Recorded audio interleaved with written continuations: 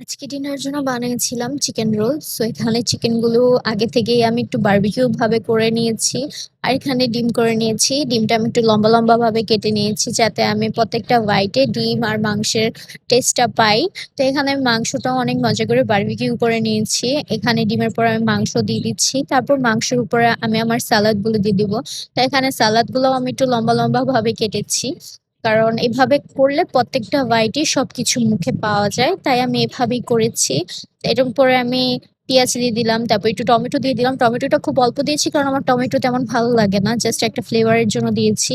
তারপর এটার উপরে আবার ডিম আর হচ্ছে হলো গিয়ে চিকেন দিয়ে এটা র্যাপ করে নেব। র্যাপটা আর দেখাইনি আমি। এই রোলটা অনেক বেশি মজা হয়েছে।